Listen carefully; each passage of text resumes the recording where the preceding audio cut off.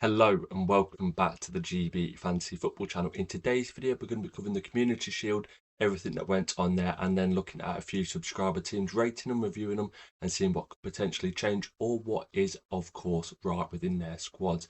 If you do enjoy today's piece of content, be sure to hit the subscribe button down below and also hit the thumbs up button as well. Without further ado, let's crack on with the video.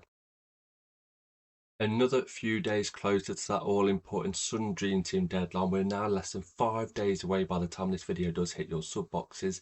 We've got some more information, we've got some more team news, we've got some more results from the pre-season friendlies.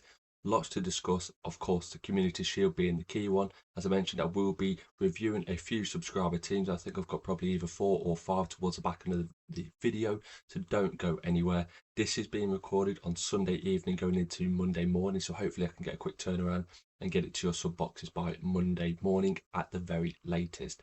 If you do enjoy today's piece of content, be sure to hit the subscribe button. Maybe I'll be able to talk some real English in a minute. We're closing in on 1,800 subscribers with a long-term goal of maybe hitting that 2,000 subscriber mark. Just everything on the channel over previous weeks since this game launch has been incredible. Your support, all the views, all the love towards the content, the thumbs up, everything. It's just been really nice to see. So thank you very much on that behalf. Now we will move over to the Community Shield first. One of the big pre-season friendlies this weekend. Is it a friendly? Is it a tournament, a trophy to win? Of course, that is still very much up in the air and up for debate. I see it as both. It's a very prestigious pre-season tournament that you don't want to lose. It's one where if you lose, it's a pre-season friendly. If you win it, it's the first tournament of the year. As an Arsenal perspective, whenever we tend to get to it, normally through the FA Cup route or finishing second in the league, we do tend to win this competition of sorts. So it's nice to get a bit of silverware in the bag. Arsenal did win this game 3-0. Now, if you did watch it, I think it was on BT Sports or TNT Sports or whatever the channel's called these days. It was a really good performance from Arsenal. Not what I expected at all. We've come through pre-season. Defensively, we've been very poor. Of course, that midfield hasn't exactly had our star quality players in it. We had a lot of players coming back from towards the back end of the World Cup. And going into this match, Man City were favourites with the bookies, which was quite surprising to me. Only slight favourites, but favourites nonetheless. They looked really poor from start to finish. They brought their big guns back. Haaland, Doku, they were both in from the start. You had other players such as Nico O'Reilly coming back from the World Cup. He was in from the start as well. So the team for Arsenal was Raya in goal, the back four of White, Mosquera, Gabriel and Calafiori, exactly what I predicted it to be. Bruno, G and Skelly, also something I did predict. I don't see that being the starting lineup though going into the opening day. We'll talk about that in just a moment. Madueke on the right, a lot of people did say Max Dalmer would start this one. He didn't actually end up getting any minutes. Schollis on the left-hand side, Odegaard in the number 10 role, and it was Kai Havertz up front. Not surprising in the slightest. We've seen, I was going to call him Arsene Wenger for a minute there, Mikel Arteta go with Havertz anytime we've played a difficult team. We saw it against Man City in the league last year. We saw it against PSG in the Champions League final. Gyökeres doesn't seem to be the flavour of the week. That might change against Coventry at home on the opening day. I don't think it's going to. Manchester City, they had Donnarumma in goal. Back four of Kujanov. Surprisingly, Nunes was going to be on the bench for this one. Didn't even end up making the bench. He did pull up with an injury in the warm-up, so that is definitely something to keep an eye on. Diaz and Gvardiol at centre half. Gay was on the bench. He did end up coming on halfway through the second half, I think it was.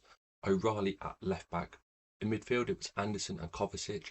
Rodri wasn't even in the squad and has now got the here we go from Fabrizio Romano. He is going to Barcelona. He is no longer going to be a Manchester City player, which is huge for them and not in a good way either. I fully expect City to go all in for Enzo Fernandez now. I think we're also going for that young Moroccan midfielder, Biadi or something like that. I know he's going to be close to 100 million, so I see quite a lot of money being spent on this City midfield before the end of the transfer window. Up front, as I mentioned, it is Semenyo. Well, it was Semenyo. On the right-hand side, Foden in the number 10 role. Cherki was on the bench. Doku on the left and Haaland up front from the off. And Haaland did end up getting, I think, 55 minutes in this one. Doku was taken off at half-time. Now, something to note from both of these sides in the Community Shield. Bruno Guimaraes went off at half-time and so did Jeremy Doku.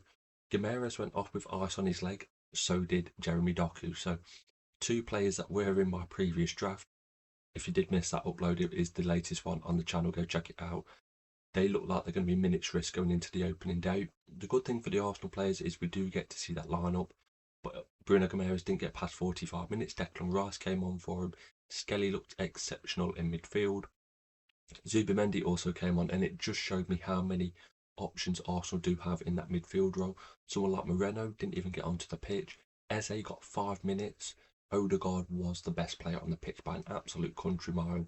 Took his goal really well, created lots, ran the show, and if he can do what he did in the 24-25 season, his price is going to be very cheap.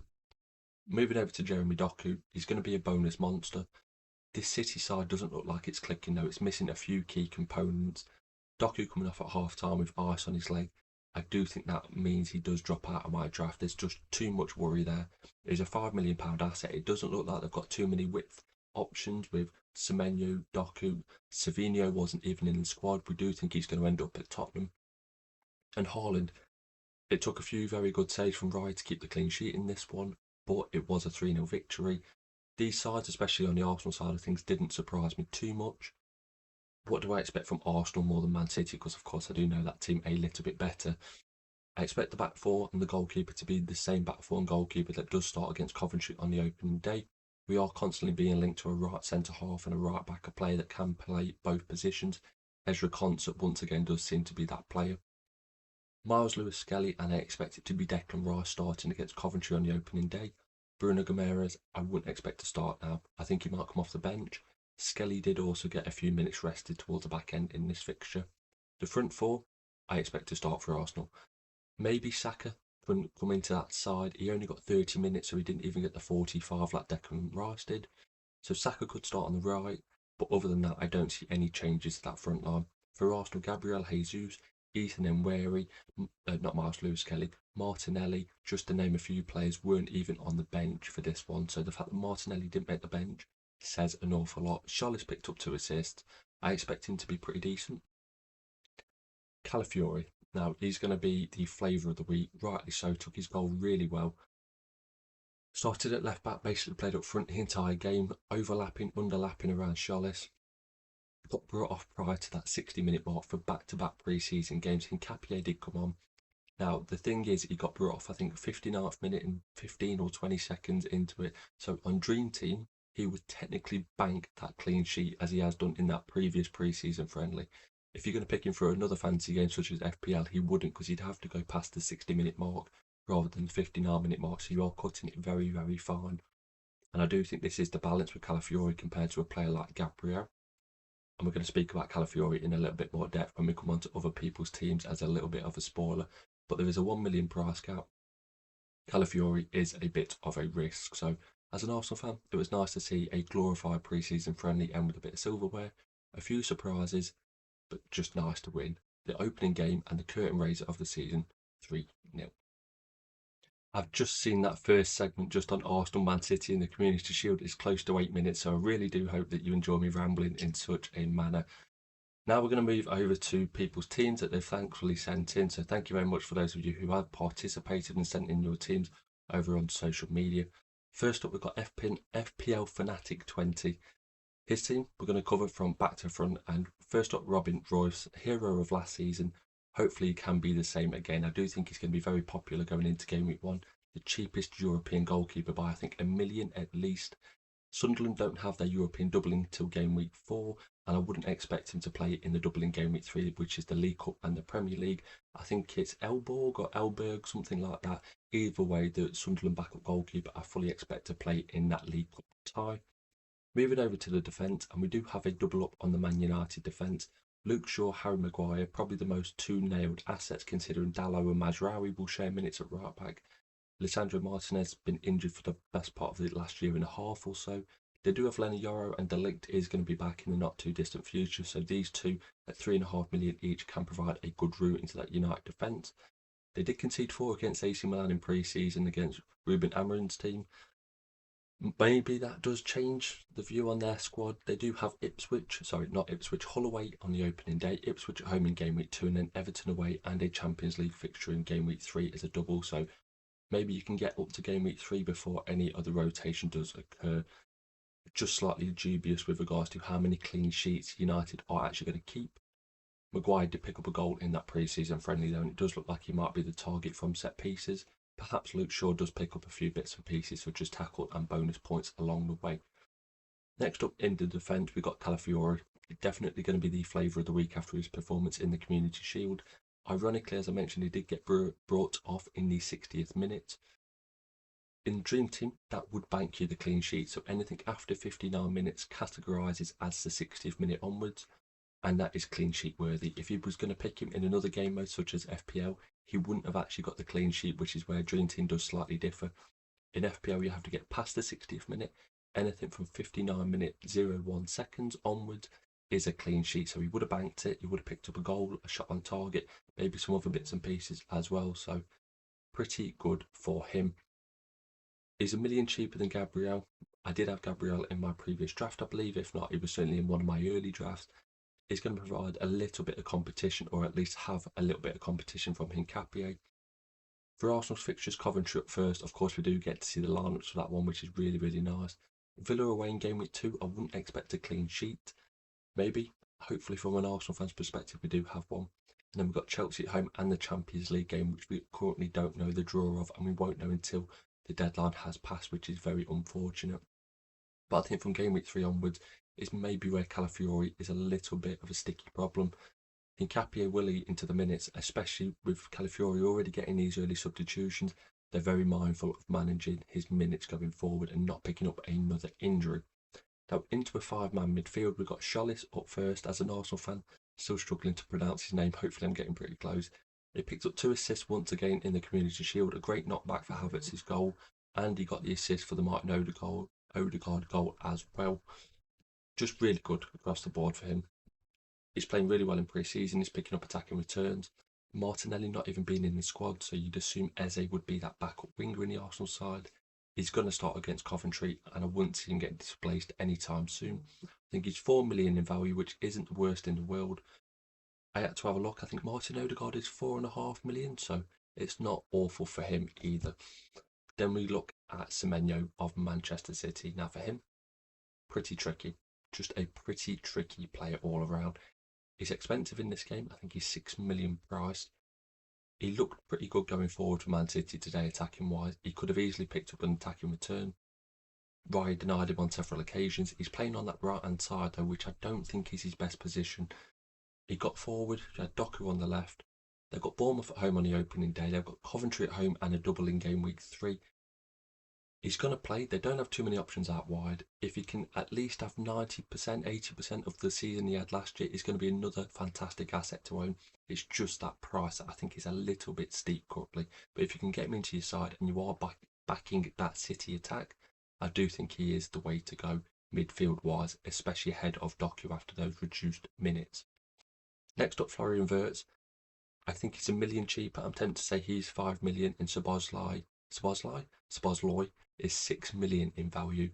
We think he's going to play basically as a second striker in that new Liverpool side alongside Alexander Isak with Szoboszlai. I'm going to call him Sobbo. I'm just going to call him Sobbo and save myself Sobbo in that number 6 position. I do think as the season progresses, he is going to pick up points, and especially when we get into those Champions League ties as well. Newcastle away in game week 1. It's going to be a very spicy fixture, especially with the Alexander Isak saga and how Newcastle currently are as a club. Brian Mbeumo. So this is a side without Bruno Fernandes. I've only just noticed that. No Bruno in this team. Is that going to come a cropper further down the line? You're not going to have the Man United penalty taker. Is that a good thing currently with the amount that he's missing in pre-season? He's gone for Brian Mbeumo to cover that off. Can he?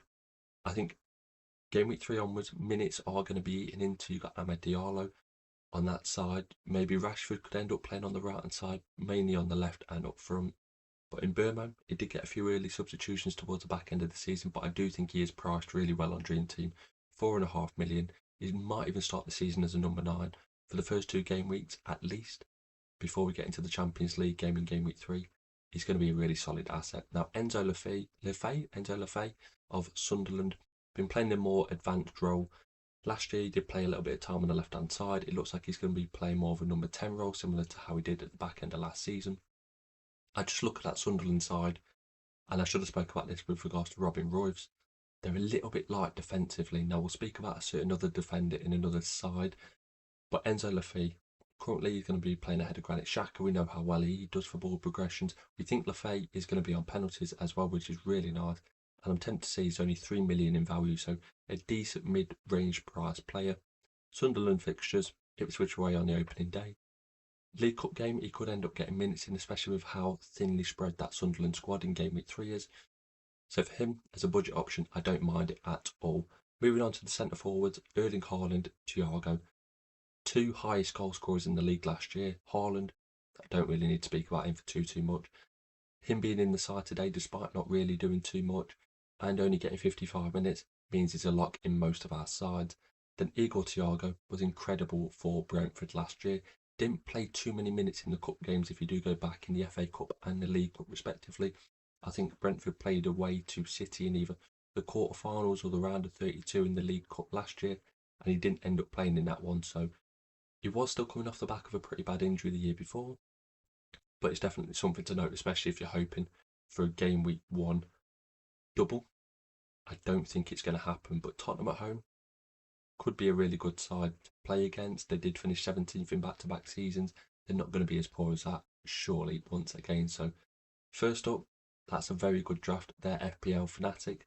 Changes that I'd make, I'm not too sure. I'm genuinely not too sure, because there's so many players that we can pick on Dream Team. I think me trying to give advice on each individual team might sway someone, and someone who's finished as myself, and I've said it many times, I finished third 2 years ago. I finished about 3,500 last year. So how people play this game and how you want to attack the season has to be up to individual nature. Don't follow the template is the only advice I'd give to each team. I like the selection picks in this first one. Let's move over to team 2. Next up, we've got Ben BBX_. His team is as follows. Actually, for the last side, I forgot to give it a rating. I'd say between a 7.5 and an 8.5 out of 10. I think these engaged managers that have thankfully put out their squads onto social media very much in the know with regards to these niche players that we might be able to pick and the opportunities that might arise before that Friday deadline. Maybe someone picks up an injury where we're able to bring in a much cheaper defensive asset, similar to how Arsenal's is currently, with Saliba being out and Mosquera potentially being the starting right centre half, providing we don't bring in someone like an Ezra Konsa. Once again, in goal, Robin Royce for this person. Cheapest European goalkeeper. We just spoke about him. We don't need to go into too much detail. He's going to be really popular going forward, and I think for his price range, just a solid asset. Now this team does have a back four, so 4-4-2 formation across the board. Ole Aina up first. Now this is a player that we have spoken about in pre-season, where we did the mini series, the defender, midfielder and attacker breakdown. He's 1.5 million cheaper than his counterpart on the opposite wing back position, being Nico Williams at 4 million. Ole Aina is 2.5 million. Now if you go and look at his overall points and his average points per game towards the back end of the last season, when he got fit and firing after his early injury in the campaign, he was doing really well. The one thing I'd note with regards to Aina compared to Nico Williams is the minutes. So going into that pre-season friendly today for Nottingham Forest, time of recording that is, they did put out a second string side, and it looked like the wing backs in that side was pretty poor. The one thing for Ole Aina is his injury last year. Nico Williams, I'd fully expect to play both fixtures in Game Week 1. So for them, they've got Leeds at home in both the Premier League and the Carabao Cup, which is a little bit of a mind-melting one. I expect Nico Williams to be on the pitch, whether that's right wing back or left wing back. Ole Aina, I think he might start both. It's just a bit more of a worry. Now, he is 1.5 million cheaper, which is a big chunk of change. I'd expect him to score very similar to Nico Williams. It's just something to note going forward that maybe that Carabao Cup game he doesn't get to 60 minutes, or he might not start that one. I just think there's a bit more solidity for minutes for someone like a Nico Williams, but for 2.5 million, you can't ask for too much more. Harry Maguire, once again popping up in another draft. We won't linger on him too much. Fixtures are decent at the start of the season. He's going to be nailed in that United defence until De Ligt gets up to full fitness, that is. Good on set pieces, might pick up a few bonus points, especially the passing ones for the play performance marks. So I don't see any problem with him. Another 2.5 million asset, Trey Hume, I believe his name is, of Sunderland, playing right wing currently. Obviously, Now, the last pre-season friendly, Trey Hume did play at right back for Sunderland, so there was no out of positionness for him. He wasn't playing right wing, he was playing it as an out-and-out fullback, and that's because their new signing, Thomas Meunier, the Belgian bloke that they've signed, did pick up an injury. How long that's going to be, we don't yet know. Mukiele, once again, another star asset from not only this but also FPL last year. He's currently out with an injury. They do think he's going to be on the bench for the opening day. Same as Alderete. He was really good last year. It looks like he did pick up an injury in the World Cup, and there's been very little information on that. So that Sunderland side defensively is looking very, very thin on the ground. I'm tempted to say they're either signed or are about to sign a new centre half for about £25 million, which just goes to show they are worried about that defensive unit. And as I mentioned, Trey Hume did play at right back, not at right wing. So if that is a reason why you are picking him in your side, maybe that is something to keep a note of. If he's going to play on that right wing position, the £2.5 million, an out of position defender, I do think there is a good probability that his price does increase from game week 1 into game week 2, especially away to Ipswich. And now Gabriel, we spoke about it with regards to Calafiori. He is £5.5 million, the most expensive defender on Dream Team this season to start off. Coventry at home, we know his attacking threat from set pieces. He's going to probably pick up a bonus point per game just due to his passes and his blocks and his interceptions. Doesn't pick up too many bookings either. He's going to be in the Arsenal defensive unit. He is the most nailed player at the back four for me. It's just about if you want to build budget. That's the only downside for Gabriel. I don't see any world where he goes up 0.2, 0.3 without attacking return. But it's Gabriel. You've got yourself covered. He's going to be a really solid player and probably in most of our teams from game week 3 onwards all the way until the end of the year, injury permitting that is. Moving over to the midfield four, we do see a few familiar faces in both Charles and in Burmo. I would be intrigued to see if these drafts were any different prior to the Arsenal game against Manchester City earlier. Was the Calafiori and Charles picked somebody else? I would have been very intrigued to see how these teams planned out. Charles, once again, I think he's going to start on that left-hand side. I don't see too much competition for places, and I do think Martinelli will end up leaving the club before the end of the transfer window. That's my gut feeling as an Arsenal fan. In Burmo, probably going to start as a number 9 against Hull on the opening day. You might even get a starting number 9 start against Hull at home in against Ipswich at home in game week 2. Game week 3 onwards, it might be a little bit trickier, especially with Ahmad eating into his minutes. Morgan Gibbs-White, I was a big advocate for him in my previous drafts. I do think he's going to start both games in game week 1 against Leeds at home and Leeds at home in the Cup. They do have a few attacking options in those front 3 positions because under Oliver Glasner it's very similar to the Crystal Palace side where it's a back 3, back 5, however you want to describe it. 2 midfielders and then you've got the 2 behind the centre forward, so it's a bit of a 5-2-2-1 formation. I think Gibbs-White is going to be another solid asset to own. From game week 3 onwards, depending on if they do progress in the League Cup, he might be one to shift on out of our teams. I'm tempted to say he's £4 million in price, just a really solid option. Not quite mid-price, I'd say lower premium end of things. So in Burma only being 0.5 more expensive than him and having European football does mean Gibbs-White is a bit of a gamble. It's just if you think he's going to get the minutes in the Carabao Cup. And this side does have Bruno Fernandes. Now for me, Bruno Fernandes was a player in last year's Dream Team that everybody clamoured to get whenever it was possible, whether it was a single game week or any time we had a Premier League double game week or the occasional League Cup and FA Cup double game week, which Man United only had one of each last year, which is something to note. Bruno Fernandes is going to pick up set pieces, he's going to pick up big chances created, he's going to have shots on target, he's going to be on penalties. I just don't know how you can look past him. On Dream Team, he is a bit of a points monster. If you want to gamble and maybe have a double up of the United midfielders, Matheus Cunha and in Burma to maybe try and cover it off, that might be a way to go. But for me, Fernandes is probably a lock in my side. Any side that I don't see without it, I do see it as a bit of a weakness. Also, they do currently have the armband on Bruno Fernandes for the opening day. Maybe it's a placeholder, but I don't mind that at all. Then up front, Erling Haaland, won't speak about him too much. We know what kind of a player he is in Dream Team. And then we've got João Pedro. Chelsea, they don't have European football this year, but he's been on fire in pre-season. If that can continue into the Premier League season, is still yet to be seen. So for Chelsea, their fixtures are as follows. Let's have a little look down the list. Fulham away on the opening day. I don't think Fulham are going to be a very good side this season. I do see some potential for points. Luton at home in the League Cup. Do I see him starting? Probably not. I don't know how much rotation there's going to be in that Xabi Alonso side. Personally, gut instinct tells me he probably isn't. Brighton at home in game week 2 and then Arsenal away in game week 3 with a potential League Cup third round one. So I think João Pedro, last time I checked, was the second highest owned centre forward in the game with 33% ownership. It might have grown, it might have dipped a little bit since I last had a check, which did surprise me. I wouldn't expect too many minutes in the League Cup. It could be a really good asset in the Premier League. This team for me does get a solid 8. Trey Hume might end up at right back, which does diminish his star quality, I'd say, of the out of positionness a little bit. Ole Aina, we spoke about his potential problems, but across the board, I think the budget has been well spent. Third on today's list of teams, we do have TS_editor, and it is a slightly different draft, which is why it did make it into the rotation for these to look at. But first, Lamans in goal. No Man United defensive assets, so no Luke Shaw here, no Harry Maguire.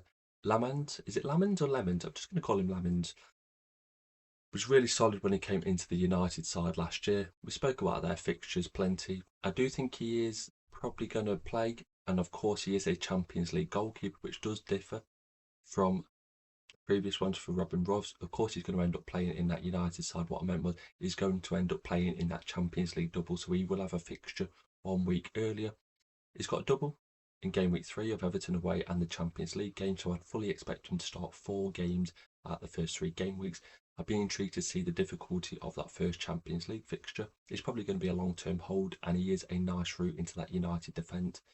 If memory serves right, I think he's 4 million or 4.5 million in value, much cheaper than someone like a David Raya, and is going to offer the potential for clean sheets in the opening game weeks as well. Also pretty decent for save points if memory serves right. Trey Hume, very popular across the engaged player base. Spoke about him previously. Did play right back in their previous pre-season friendly, but has been playing at right wing at times throughout their other pre-season fixtures. I think injuries are going to hamper Sunderland defensively, though, especially with regards to rotation. They've not really done it too much in European football in general, and they are in, I'm tempted to say, Europa League as well, so it's not even the Conference League. The Sunderland being in the Europa League means you do have to have a much more durable squad than the Conference League sides, which are normally a little bit less in quality. So, for me, Sunderland do need to make quite a few more signings to bolster that squad in general. Next up, we do have Palestra of Chelsea, one of their brand new defensive signings. Going to be very popular on something more like FPL in a couple of game weeks' time, more than likely. On this game, though, I'm not too sure about it. Fulham away in the opening day, as we mentioned. Luton also in game week 1 for them for their double. Brighton at home in game week 2, and then Arsenal away in game week 3 with a potential League Cup third round. He's going to play as a wing back in their system, or a full back, depending on if they play back 4 or back 5. Chelsea, though, in pre-season haven't looked too good defensively. I've already seen their fans having a go at, is it Maxime Lacroix, who they signed from Crystal Palace, and his performances in the back 4. Of course, he is used to playing a back 5 at Crystal Palace, not really being up to the Chelsea standard. He has looked okay in the games that I've watched. I can't say I've watched too many Chelsea minutes. I've struggled to watch Arsenal pre-season friendlies, let alone some other teams. So it'd be interesting to see how he does bed in to that Chelsea side. Of course, Mark Cucurella no longer there. So players like Trevor Chalobah at centre half. So it's going to be a very different Chelsea side going forward. They still do have Robert Sanchez in goal, though, and as someone who owned him on Dream Team last year and did watch him quite a lot in the Premier League, I think that's always going to be a downside for any Chelsea defensive asset. Mosquera, another route into that Arsenal defence. We've seen Calafiori on this list, we've seen Gabriel on this list. Mosquera makes his debut on this list as well. I wouldn't expect too much attacking wise for him. He might pick you up the odd goal from a set piece, maybe a flick on from a corner, but Gabriel is always going to be the main target from them. I also don't think he's going to do incredible for bonus or tackle wise. In my opinion, he's either going to be a 7-pointer or a 2-pointer. You might eke out an 8-pointer now. That's just a guess from an Arsenal fan's perspective, but I can't see too much. Very similar to how Saliba was on the game last year. Gabriel was the attacking threat. Calafiori can get forward. Mosquera, very solid for the price, and maybe more reliable. It just depends if we go out and sign that right centre half, such as Ezri Konsa. Next up, Nico Williams. Spoke about him a little bit with the Oleana segment in the previous team. 4 million in value, was one of the best players to own in Dream Team last year. I had him around Christmas time, took him out, regretted it massively. I also do think he's going to be back on set pieces. He took a few corners last year. Elliot Anderson ended up taking him away from him. Obviously, Anderson has now moved on, and I don't think, unless Morgan Gibbs-White has ended up taking him in pre-season and I've missed it, I don't think they've signed another player with the quality similar to what Nico Williams has on those set pieces. If he plays at left wing back, it offers a lot more versatility. He ends up cutting in. He's got like that half cross from the number 10 space. He can cut in, have a shot as well. Right wing back, he does get forward, but I don't like it as much. It just depends on how they are going to set up in that Glasner system. To me, he does start both games against Leeds at home in the Premier League and Leeds at home in the League Cup. We know what Glasner's like with his side. He goes very strong in those domestic cups, and I can't see him rotating too much either. So for Forest, Leeds at home and Leeds at home in game week 1. Liverpool away in game week 2, which is a little bit of a downside. I did toy with the idea of maybe having a double Forest defence, Aina and Nico Williams. But if you're going to pick up a price rise from game week 1 into game week 2, you are going into a fixture playing Liverpool away to Anfield. Yes, you are going to get a price rise, but that's not the best game defensively. So you're not hoping for a clean sheet in that one. But then you're going into game week 3 where Nottingham Forest have Tottenham at home and a potential League Cup third round one. So you are really, really hoping Forest do get the better of Leeds in the opening game. Into midfield, Brian and Burma, Bruno Fernandes, we've touched on them in the previous 2 teams. Decent fixtures, good route to points for both of them, and Burma's price is really nice at 4.5 million. Moises Caicedo, which is a very interesting one. Now, if you look at this side throughout it, there's currently 5 players that aren't in European competition, which is a little bit of a downside because you're going to get to game week 3 and we're only going to have a maximum of 4 transfers available to us, so you're not going to have a full 11 players that could potentially play as a double in game week 3. I lost my train of thought then for a minute. So you're going to have Trey Hume, of course, Nico Williams, Palestra, Caicedo, João Pedro and Calvert-Lewin. So there's 6 players in this side that might not have a European double, but won't have a European double in game week 3, I should say. That is a little bit too many for my liking. You're gambling way too much on those League Cup minutes. Someone like Calvert-Lewin that we'll get to in a little while, very much doubtful for League Cup minutes in my opinion. But for Moises Caicedo, do we think he gets the minutes in the League Cup? I'm not too sure. If there's any Chelsea fans out there, you can tell me what the options are currently like in midfield for yourselves. I've seen him start quite a few pre-season minutes. He's going to be a starter in that Chelsea first 11 for the Premier League. Is it going to be Caicedo with Reece James next to them? I've seen they've trialled that a few times with Enzo Fernandez in the number 10 role. Maybe Fernandez drops back and Cole Palmer ends up going in the number 10 role. Something like that could be pretty decent. Caicedo did pick up a few goals at the start of last year. That did kind of peter away a little bit. He will be decent for points, but tackle points is where he will normally thrive. Moving into the attack, Erling Haaland, obviously, Erling Haaland. João Pedro, we spoke about in the previous side, good fixtures. The second highest owned striker currently, and then Calvert-Lewin, which is a bit of an interesting one because I can see why you've gone there. Could have a double in game week 1 of Forest away in the league and then Forest away in the League Cup, but you have got a Nottingham Forest defender there. So are you hoping just for minutes? Are you hoping that both players play and you're picking up appearance points across the board? Because if Calvert-Lewin's going to score, it's going to wipe out your Forest clean sheet in both games. So Nico Williams does have the ability to pick up 5+ points, even if Forest are conceding. So it's not the end of the world.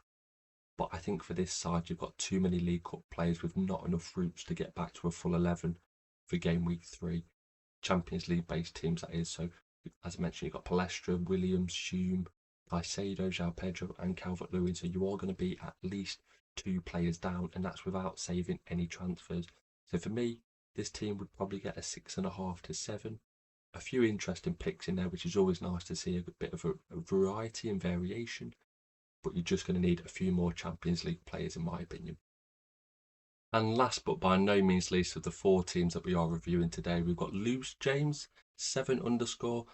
My apologies, I should have asked on social media beforehand how it's pronounced, but we've got this squad currently here. 4-4-2 formation, very old-fashioned, very Sean Dyche-esque.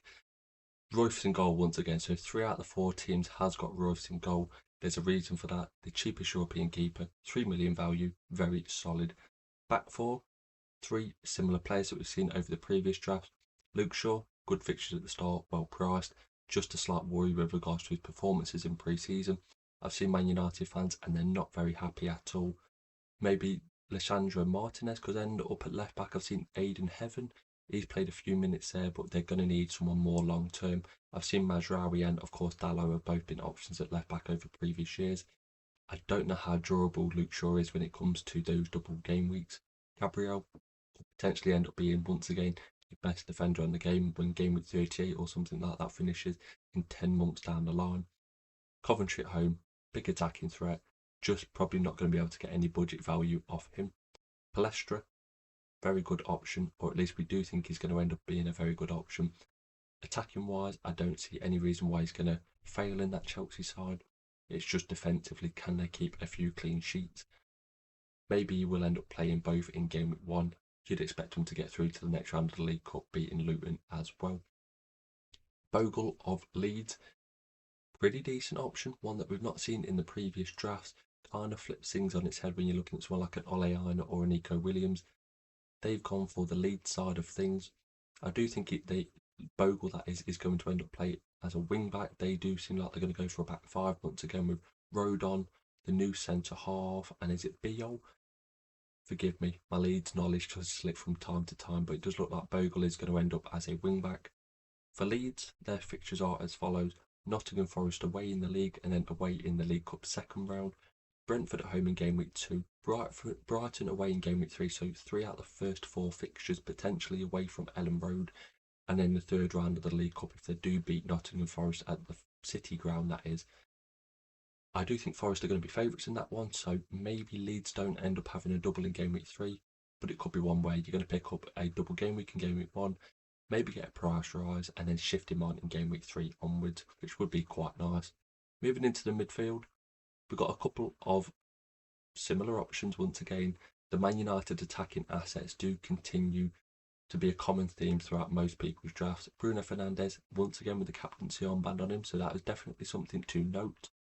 Bryan Mbeumo, maybe Bruno isn't going to end up being just enough to cover the Man United attack, so a double up, I don't see any problem there. Just maybe the minutes going forward could be a problem for him. Bruno Guimaraes, a player that I have currently got in my draft. Is he going to be leaving my draft though? I think he is. Similar to Jeremy Doku, those lack of minutes in the Community Shield today have worried me massively. All the options in midfield: Declan Rice, Lewis Skelly, Moreno, Zubamendi, Bruno Guimaraes. You've got 4 or 5 options in there just off the top of my head. He came off at half time today. He's got ice on his leg. Whether that's just a recovery, he's not had too many pre-season minutes, we don't yet know, but it did scare me quite a bit. And Coventry at home on the opening day, really nice fixture. But I think going into game week 2 and game week 3, is he guaranteed minutes? Now Declan Rice is going to be one of those two that play in midfield. You're going to assume it's Martin Odegaard in the number 10 role. So then you've got Lewis Skelly, Zubamendi, Bruno Guimaraes, maybe even Moreno. You've got 4 players for one other position. I think he's going to start the majority of games, but is he going to start every game? I'm not too sure. 4 million is a pretty good price point. It's just you're not going to end up picking up those bonus points if he gets substituted a little bit early, and he's not on set pieces either. Solis does take the corners even when he's on the pitch, which is definitely something to note. This side though has Cole Palmer instead of João Pedro, which I thought was really, really interesting. Now Cole Palmer last year was a bit of a dud, basically. It was really poor across the season, had that injury that never really got over. Even when he did towards the back end, he ended up missing penalties, didn't really get much attacking returns. So it's really interesting to see that they've gone for Palmer over João Pedro. Chelsea fixtures: Fulham away, Luton at home in the game week 1, Brighton at home in game week 2, Arsenal away, and a League Cup third round in game week 3. The one thing with Cole Palmer, I wouldn't expect him to play 2 games, 3 games in a week. We've seen his fitness issues. He did have the summer off, but I don't think those fitness issues have fully gone away. So if you're expecting Cole Palmer to get minutes in the cup competitions, I'd be very, very surprised, especially considering in the last few years, he didn't even get put into Conference League first couple of rounds when they was in the group stages. That was 2 years back. He didn't play the early League Cup or FA Cup fixtures for Chelsea last year. I just think he would be a worry for minutes in those cup competitions. And then moving up from Erling Haaland, we don't need to say anything more about Erling Haaland. This is a player that averages pretty much over 8 points a game. Going to be very solid. Definitely going to be a captaincy option in game week 3. And then Calvert-Lewin once again. Now this team is slightly different because you don't have a Nottingham Forest defender. It's just those minutes in the League Cup. So you've got Bogle, Palestra, Palmer, Calvert-Lewin. It's pretty decent. You are going to be a player short for your potential 11 for game week 3 double in the Champions League, because Royce don't have his double till game week 4, but that's not the end of the world. It's just something if you want to save those transfers and keep them back, or if you're just targeting those early League Cup fixtures. The players that you've chosen, I don't see any problem there. For this side, I'd probably give an 8 once again. I'd just be between a 7.5 and an 8. The Bruno Guimaraes lack of minutes scares me a little bit. Calvert-Lewin, I'm not sure if he gets the League Cup fixtures, and also the same with Cole Palmer as well. Now let's move over to the outro. So that does indeed conclude today's video. A quick recap on the Community Shield, how things went, what I thought about certain teams, and we've covered 4 subscriber teams as well. Leave a comment down below on how your team is lining up. We are less than 5 days away from the start of the Premier League season. By the time I'm recording this, it's going to be even less time. What are your biggest problems with your teams currently? What are your biggest dilemmas? And is that 50 million budget not quite stretching far enough? If you have enjoyed today's piece of content, be sure to hit the subscribe button. We are trying to get towards 2,000 before the start of the season. A bit of a long shot. Hopefully we can certainly get to 1,800. That's just down to you lovely people and your fantastic support. Hit the thumbs up button and also hit the bell notification so you don't miss an upload in your sub boxes in the future. Down there in the description are my socials, Instagram, X and TikTok, all that good stuff, so do go check it out. Also, the League Code for Dream Team is down there in the description. If you are in the top 10 for the points per game week, you will appear on a video on the channel in the future. Also, if you are in the top 10 for the overall season, you will also appear in a piece of content as well. Normally the midweek one before each individual game week deadline. So thank you very much for watching today's video, and you will be seeing me in a new one very soon. Thank you very much, everyone. Thank you.